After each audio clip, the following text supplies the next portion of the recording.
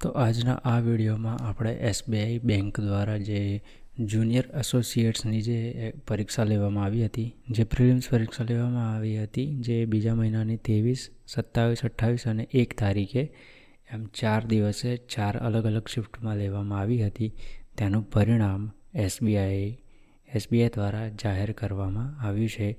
તો આજના વિડીયોમાં આપણે જોઈશું કે એસબીઆઈ ક્લાર્ક જે રિઝલ્ટ હતું તે આપણે કઈ રીતે જોઈ શકીએ, તે કઈ રીતે ચેક કરી શકશો. તો સૌથી પહેલાં તમારા પોતાના વેબ બ્રાઉઝરમાં જવાનું છે અને ત્યાં લખવાનું છે. તો અહીંયા તમારે સર્ચ કરવાનું છે એસબીઆઈ ને બાજુમાં લખવાનું છે કરિયર. એટલું લખીને તમારે એન્ટર કરી દેવાનું છે. અહીંયા તમે જોઈ શકો છો, અહીંયા જે સૌથી ફર્સ્ટ જે વેબસાઇટ આવી છે sbi.co.in, અહીંયા લખ્યું છે કરિયર્સ. તો તમારે તેના પર ક્લિક કરવાનું છે. ત્યાં ક્લિક કર્યા બાદ આવું પેજ ઓપન થઈ જશે. તો તેના પર તમારે નીચે સ્ક્રોલ કરવાનું છે ને નીચે સ્ક્રોલ કર્યા બાદ અહીંયા જે કરંટ ઓપનિંગ્સ લખ્યું છે તેના પર ક્લિક કરવાનું છે. જેવું તમે કરંટ ઓપનિંગ્સ પર ક્લિક કરશો તો તમે અહીંયા જોઈ શકો છો આ પ્રકારનું પેજ ઓપન થઈ જશે. તમારે નીચે સ્ક્રોલ કરવાનું છે. અહીંયા જે પણ જાહેરાતમાં તમે અપ્લાય કર્યું હતું, આપણે તે જાહેરાત શોધવાની છે. આપણે જે જુનિયર એસોસિએટ્સ, તો અહીંયા તમે જોઈ શકો છો junior associates customer support and cells, અહીંયા તમે લખ્યું છે પ્રિલિમિનરી એક્ઝામ રિઝલ્ટ અનાઉન્સ. તો તમારે આના પર ક્લિક કરવાનું રહેશે. આના પર ક્લિક કરશો એટલે નીચે આ પ્રકારની વિન્ડો ખુલી જશે. આમાં તમે અહીંયા જે ચોથા નંબરનો ઓપ્શન છે તે જોઈ શકો છો, પ્રિલિમિનરી એક્ઝામ રિઝલ્ટ. તો તમારે એના પર ક્લિક કરવાનું છે. તમે જેવું તેના પર ક્લિક કરશો એટલે આવું પેજ ઓપન થઈ જશે. તો તમે અહીંયા ઉપર પણ જોઈ શકો છો preliminary exam held in February end March 2025.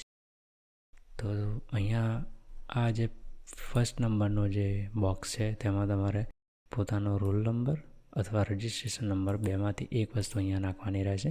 ત્યારબાદ અહીંયા તમારે પોતાની બર્થ ડેટ સિલેક્ટ કરવાની રહેશે. નંબર નાખ્યા બાદ હું અહીંયા મારી જન્મ તારીખ સિલેક્ટ કરી લઈશ. જન્મ તારીખ અને પોતાનો રોલ નંબર અથવા રજિસ્ટ્રેશન નંબર નાખ્યા બાદ અહીંયા ટેક્સ વેરિફિકેશન અહીંયા કરવું પડશે. આ જે ઉપર જે કેપ્ચા દેખાય છે તે અહીંયા લખવાનો જ રહેશે. ત્યારબાદ અહીંયા તમારે સબમિટ. તો રોલ નંબર અને બર્થ ડેટ નાખ્યા બાદ કેપ્ચા ફિલ કર્યા બાદ તમે અહીંયા જોઈ શકો છો અહીંયા મારું રિઝલ્ટ ખુલી ચૂક્યું છે. તો અહીંયા નામ, roll number, registration number, category બધું જ અહીંયા આપવામાં આવેલું છે. અહીંયા તમે મારું શરમજનક રિઝલ્ટ જોઈ શકો છો. 100માંથી 27.50 માર્ક આવ્યા છે, એટલે કે 27.5 માર્ક.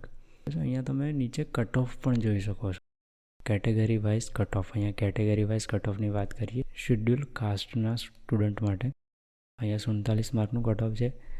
એસટી જે શેડ્યુલ ટ્રાઇબ છે એ લોકો માટે સૌથી ઓછું 25.75.